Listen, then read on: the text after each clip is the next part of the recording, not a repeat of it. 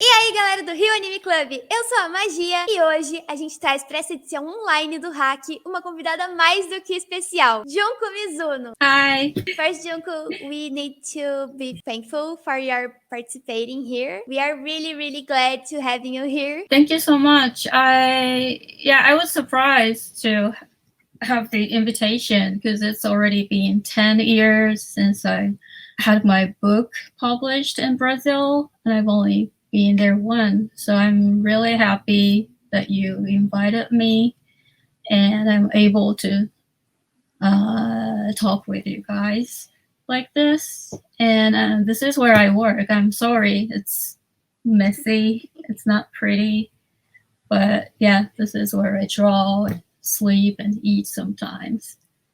It looks crazy. I'm sorry. Actually for us looks so pretty because it's like mangas and books. Really interesting.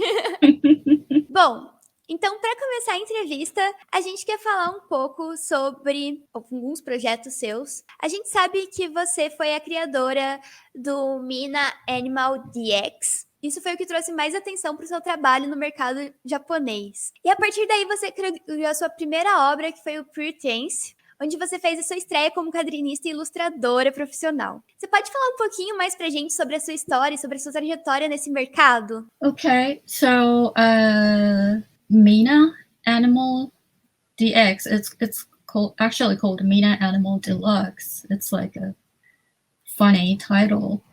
It was actually just a very thin handmade zine I made for this event. It was kind of like a live music and art show, group show. It was an event where a lot of artists gathered and sold their stuff, and the theme was animal. So I made a very thin handmade photocopy zine for the event, but it didn't sell at the event, so I had it sold at my friend's shop in Tokyo. You know, it was a shop with toys and clothing, and it didn't sell very well even there. But this editor from a magazine, it was also a music and fashion magazine, he visited the store and found out the zine, and he thought it was interesting, and he started giving me jobs. Yeah, sorry, I'm trying to remember. It was when I was 23, and I'm 48 now. So it's like I can't calculate, over 20 years ago. And I was still working at a movie theater part-time job, and sometimes when I had time, I made zines, but it was only 20 copies or something. And so the editor gave me a job in the magazine. It was a bi-monthly magazine, and he gave me 2 to 4 pages of comics job in the magazine. It's like a serial comic. And then also in the magazine, there was an ad of this techno compilation CD series. It was also bi-monthly CD. And at first, they wanted me to do the cover. They had a designer doing the cover from volume 1 to volume 11, and they wanted to do something new, and they saw my work, and they asked me to do the cover art for the CD series. So I met the guy from the record company, and he was a big fan of comics, and he came up with the idea of having a comic serialized in the booklet, which is a weird idea. You know, it's a tiny booklet in the CD case. But since it's bi-monthly, he thought it was an interesting idea to have a serial comic in the CD booklet. So, and he also requested me to make it make the story primitive and futuristic at the same time, because techno music is kind of like that. And also, I was a big fan of Blade Runner and Akira and stuff like that. So it's a mix of my favorite cute things and, a little bit of sci-fi and horror and stuff like that. And after that, this other publisher wanted to make it into a comic book graphic novel. So I added a lot of things and changed a lot. And that was my first graphic novel published in Japan, Pure Trance. Cinderela foi uma publicação feita em 2006 aqui no Brasil e ela conseguiu muito sucesso entre os fãs por aqui e é lembrada até hoje com muito carinho. Você podia contar pra gente um pouquinho mais sobre esse trabalho e sobre as razões dele ter feito tanto sucesso pelo mundo? Cinderella was first published in Japan in 2000, actually. So it took 6 years until it was published in Brazil. But it was after Pure Trance. So it was this other publisher who got interested in working with me.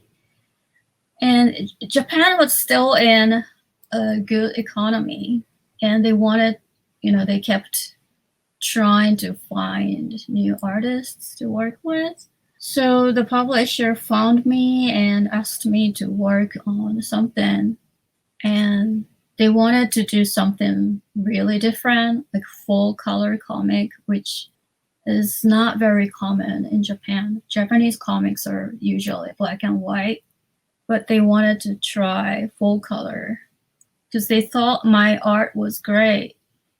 But also, the editors in the team, they were all really old guys, much older guys than me. And they didn't know much about underground art comic. And they liked my art style, but they didn't like the story of Pure Trance. They thought it was too weird and hard to understand or something. They only know mainstream comic, and compared to that, my comic was too weird to them. So they decided I was not able to make decent stories. So they told me to make something based on fairy tales. So, okay, that will be interesting. And at that time, there were a lot of books published in Japan about the original scary version of fairy tales, right? Fairy tales originally, if you look the original versions, they are either weird or doesn't make sense or creepy and bloody. And there were a lot of books about that kind of thing in Japan at that time, and it was really popular. Until that time, we only knew. I grew up with the safer version, like simplified kids version of the fairy tales or Disney version.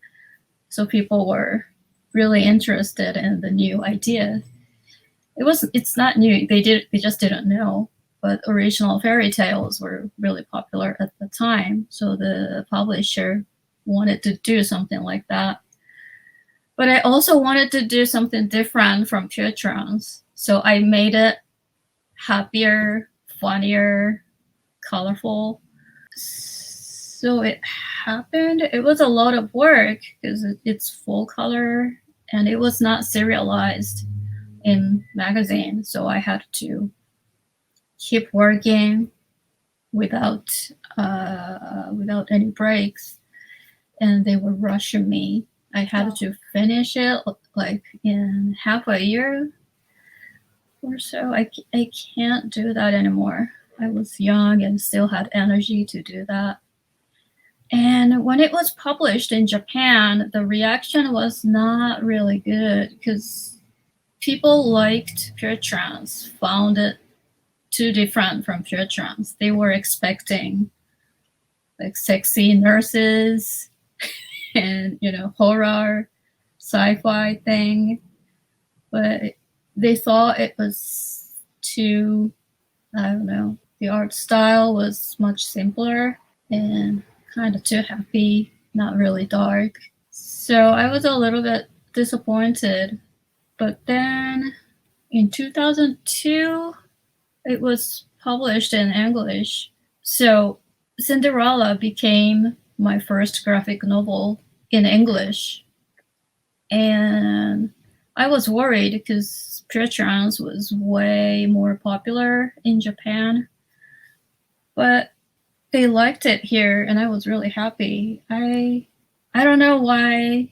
I really appreciate people like it, and like I said, I think it's the only book I published in Brazil, right, in Portuguese. So I was really happy to hear that people still remember me.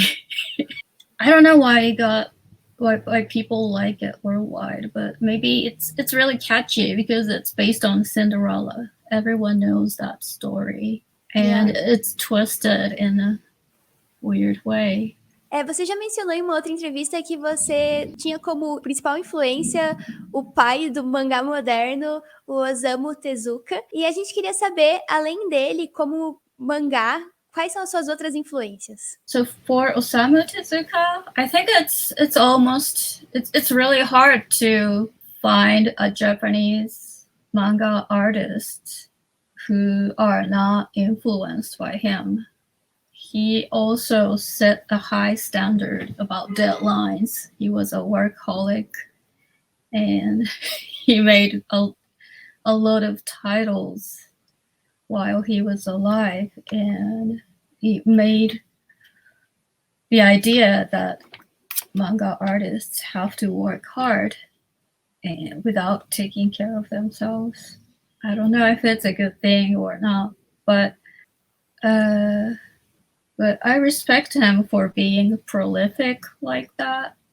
And also, the shapes the shapes he draws, the round, smooth lines. And also, he's challenging. He did a lot of different things, like fantasy comic for kids, or medical comic, horror. He did everything, and he reminds me of the importance of keep challenging like that. And for other comic artists, I would say Leiji Matsumoto, especially Galaxy Express. I was watching the animation as a kid, and I think I draw skulls a lot, and I think my skull fetish came from his work. Wow. That's what I feel. I got obsessed with skulls as a kid because his comic. And also, in Galaxy Express, it's a beautiful, powerful woman and a little guy traveling together. And also, it's a mix of sci-fi with a very Japanese stuff. Like sometimes they eat ramen in other planet or something.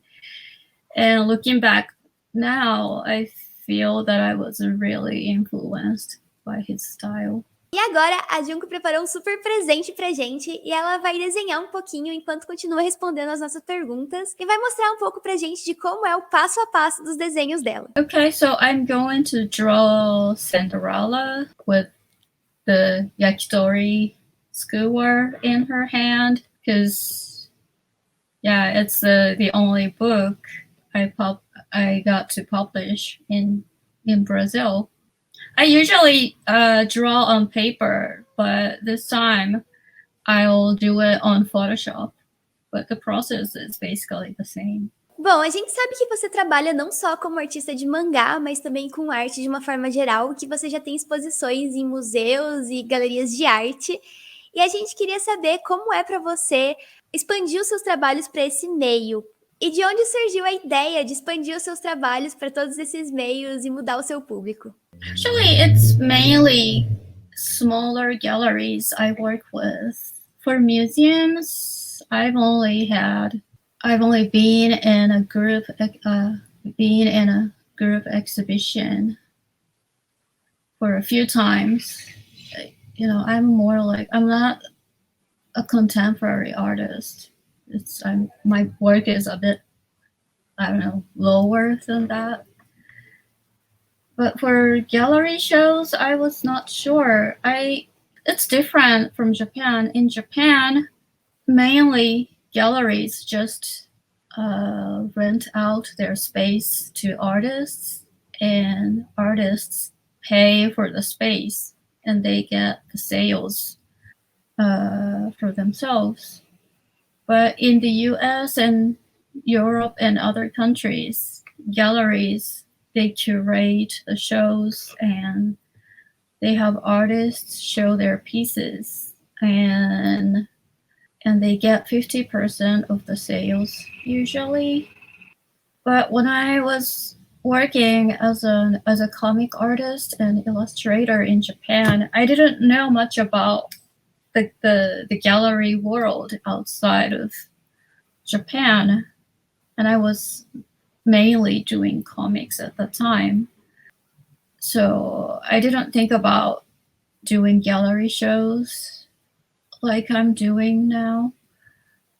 But after I published Cinderella in English, I started getting a lot of offers from galleries, and they told me they wanted to show and sell my original artwork in their galleries.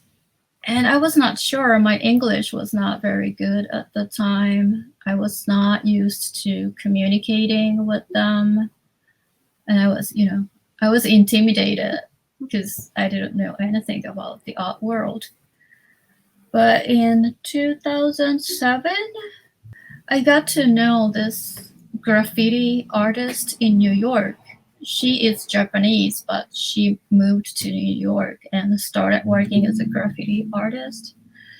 And she contacted me. No, I think I met her. I don't remember clearly, but we made friends, and she's Japanese, so I could communicate with her in Japanese, and she knew a lot more about the art world in the US.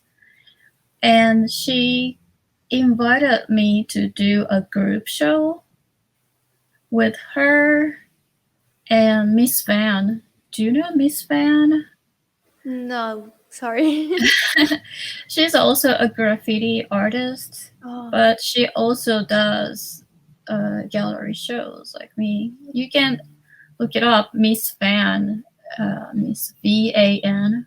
Her name is Vanessa. She's a French artist.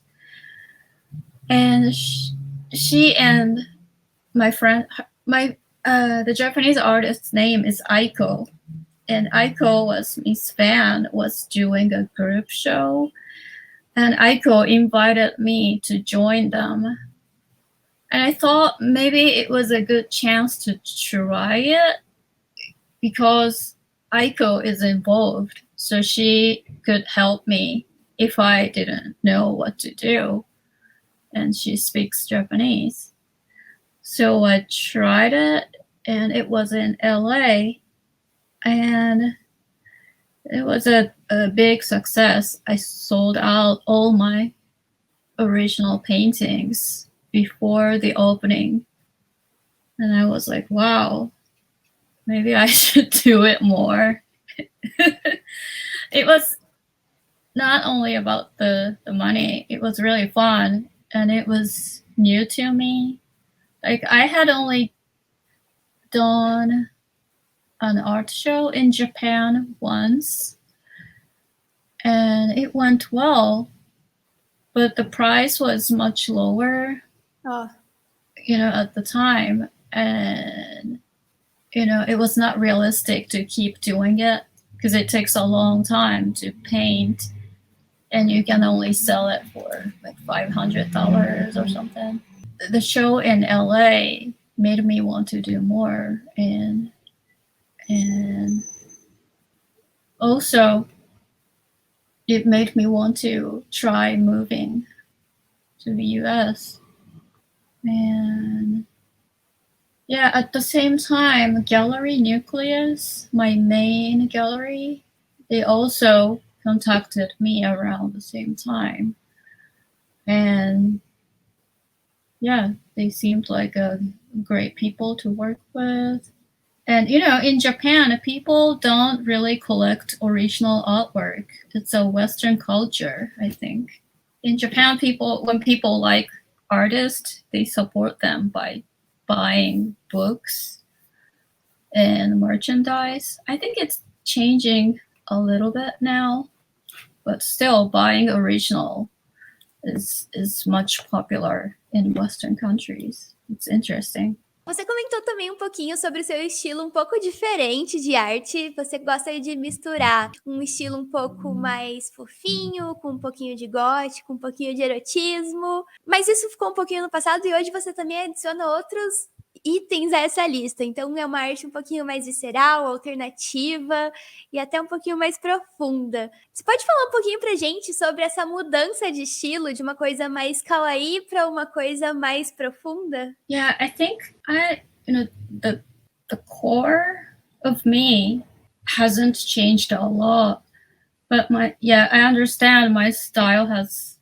changed as I grew older, and it's natural. People keep changing. It happens to everyone, but also I get bored really easily, so I want to keep changing. I like to keep learning new things and trying new styles. And also after I moved here, so in Japan there are much higher walls between each genre. So this is comic art, and it's supposed to like this. This is fine art, and it's supposed to like this. And this is illustration, and this is supposed to be like this. They have rules and certain styles, and people are scared to get over the walls between other genres. And it feels boring to me. But after I moved to the US, I found out people are more accepting of different things. And maybe because I'm from Japan, I don't know, maybe they think it's natural to be weird like me because I'm from Japan or something. I don't know, but it feels much freer being here. And Japanese people they get shocked more when they see weirdness in something they didn't expect weirdness. You know what I mean? Yeah. This must be like this, but like when a cute idol singer said something controversial. Yeah, they are a little bit straight, right? Yeah, in the US it's normal for celebrities to say crazy things, but in Japan dating a guy can be a big problem for celebrities. So yeah, my work is much more underground in Japan. It's not that my work is mainstream in the US, but still there are more people who are accepting the way I am. And yeah, so that made me feel like more, I don't know, comfortable and liberated or something. I could be crazier. I could do whatever I want. And I thought I was already too weird in Japan, but in here, there are much weirder artists. But actually, we are grateful for you being weird, like you like to say, because we like your art. Yeah, I feel much comfortable about, being like this. I can laugh about people saying I'm weird. But when I was younger and working in Japan, there was some pressure from the publishers, and I tried to fight back, but they have to sell my books. So they kept telling me things like, the girl on the book cover has to be cuter. This is too scary. You have to make her smile or something. I don't know. but they don't have it in here. Basically. Você comentou sobre o seu estilo completamente diferente, não ser muito aceito no Japão, mas diferente disso, aqui no Ocidente a gente gosta muito, e prova disso é que você fez até alguns trabalhos diferentes no sentido de música pop internacional, né? Você fez a capa de CDs de bandas como Faith No More, Mudhoney, Swans e outras. A gente queria saber como foi o processo para você fazer essas capas e o que foi diferente dos seus trabalhos tradicionais. I've done a lot of silkscreen gig posters for the bands. And it happened when I was still living in Japan. The vocalist of Faith No More contacted my publisher of Cinderella in San Francisco, and he liked my work, and he told them he wanted to work with me. But I was still living in Japan, so nothing happened. But after I moved here, we kept in contact, and I was introduced to the poster maker who makes Faith No More posters. They also do swans, and the poster maker started giving me jobs. So that's how it started. And it's really fun. It's really free. You can do whatever you want as long as you have the band name and the tour dates and the name of the venue, right? You can do anything you want, basically. So yeah, I've been just having fun doing it. And also the good thing is that I got new kind of fans from working with them, especially guys. Most of my fans were girls, women before, but since I started to do rock posters, guys probably started thinking like, maybe we can like her art now. She does rock posters, so maybe it's not only for girls. So I feel that I have a lot of different people appreciating my work after doing gig posters, and that makes me happy. It's more fun to have different people. Outro trabalho diferenciado que você tem também é a criação de toy arts, que são uma espécie de brinquedo que não é para brincar, é para você colecionar e você cria sua arte em cima desse brinquedo. Como veio a ideia de criar esse tipo de arte, de toy art? Yeah, I remember when people started making designer toys.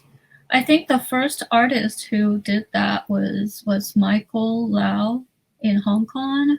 I think it was early in 2000s. I've been a collector of toys, but I'm more like a collector of real toys that you can play with. I'm more into play sets for kids. I was so much into Polly Pocket. You know what that is? Yeah, for sure. Polly Pocket. And I was already 18 or 19, but I started collecting Polly Pocket like crazy. And yeah, things like that. My Little Pony, Strawberry Shortcake. Yeah, so I mainly collected that kind of things. And of course, I wanted to make my own toys. But, my work is not for kids. So I'm glad that there are art toys for grown-up collectors. So my characters can be turned into toys for adults. So after the art toy scene started, there was this Japanese company who offered me to design one for them. That's how it started. The idea came from the Japanese toy company, and I was happy because I was into toys. Even if it was not art toys I was into, I was still really excited. I was also into Sailor Moon toys. So I collected figures and magic wands. I still have some of them. The design was really good. Like I said, I was working at a movie theater, and I was even selling the merchandise for Sailor Moon movies. I spent so much money on the toys and the figures. So I was really happy. It's a different thing, but finally, my version of toy. And you have one model to show us that you made? Yeah. Could you show us? Mm-hmm. This one is sold out, but it's like the latest thing. So cute. Yeah, this is beautiful. It's the mermaid's purse. Yeah. It's the shark egg. So it is related to the Little Mermaid or not? No, it's not. It's actually a couple, a shark and a woman. And they are having a baby. Yeah, this one's really complicated and really easy to break. I have to be careful. And I also have this one. This is Sofubi.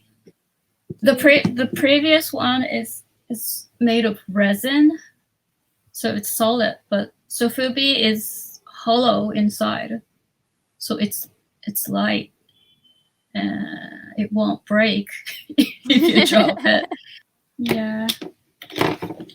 And this one is a different one. This is like a platform toy. Yeah. So this cat shape is designed by other artists, and they have different artists create their own version based on this shape. Yeah, so cute. Yeah.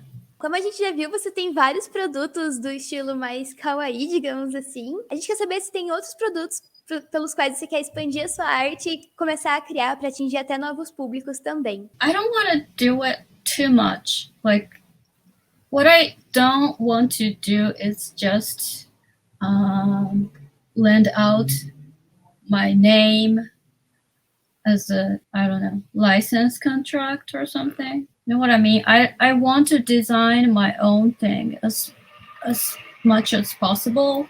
So it's not like I want to be big like Sanrio or Tokidoki. I'm still an artist. So I also enjoy designing merchandise by myself. So I don't want to expand too much. But if I have the control over the designs and what kind of product to produce, I'd love to do, makeup line will be fun. That has been one of my dreams. I collect. Me too. I would love that. I collect cosmetic items in cute containers. I don't even use it. If I like the design of the container, I just collect it. I have a box of it. I also want to design food packages, candy and chocolate. But if it's with the right people, it will be fun.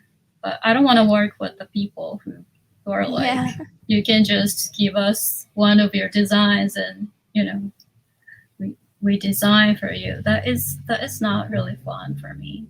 Você disse no começo da entrevista que você gosta mais de desenhar à mão do que usando o computador, mas que às vezes você também usa o computador. Eu queria saber quais são os materiais que você usa para desenhar à mão e quais você gosta mais. So for paintings, for gallery art shows, I usually use acrylic paint.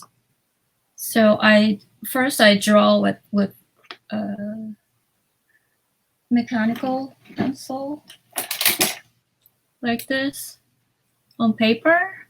This is the sketch Wow. for one of my paintings, and I,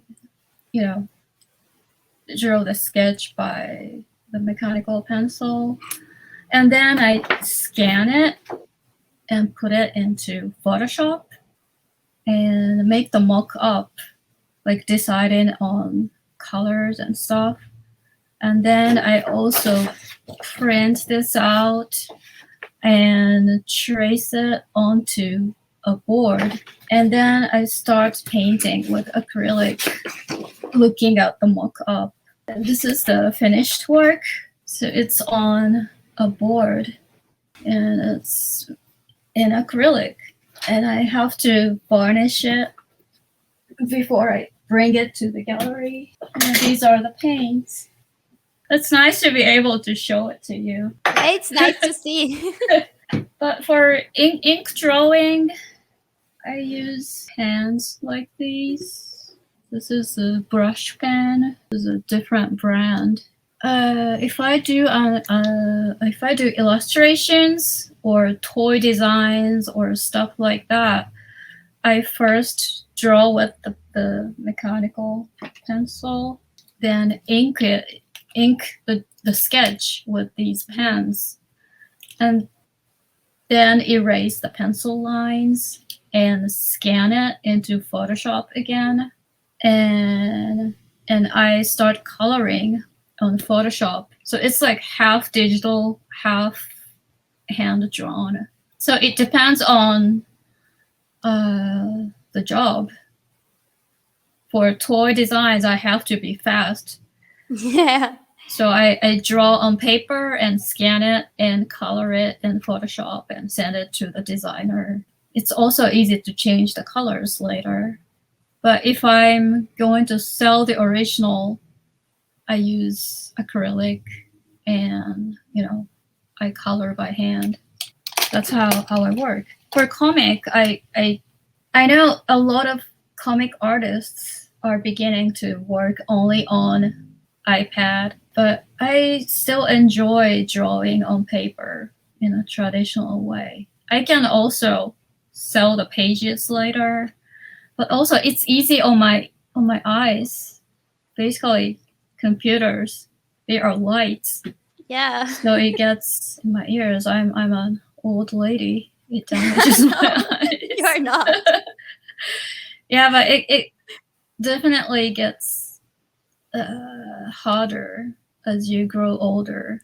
So it's better for me to work on computer a little bit and then work on paper, and I don't know, go to the kitchen and do my dishes and come back, work on computer.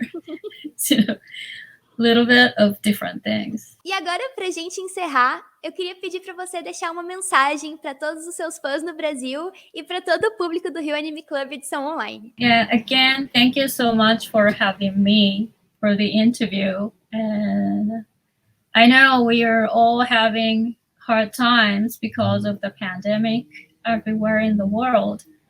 But it makes me happy that people still enjoy comics. Because, you can read it at home without worrying about viruses. So I feel lucky. I'm a comic artist, and I was really happy to hear that some Brazilian people still remembers my work, and I really hope I can come back there and meet people, and hopefully I can publish more books in Brazil. And please take care and be safe. I hope everything is going to be okay and everywhere in the world. Yeah, stay safe and take care. Thank you so much. What was the way to say thank you in Portuguese? Looks like in Japanese, it's obrigado. Obrigado. Arigato. Arigato. Yeah. So one more time, thanks so much, Junko, for your Thank you. participating here. Thank you We so are much. really, really grateful, and we are really, really glad to have you here. Yeah, we hope you can came to Brazil again when it gets safe, right? Thank you so much. Thank you.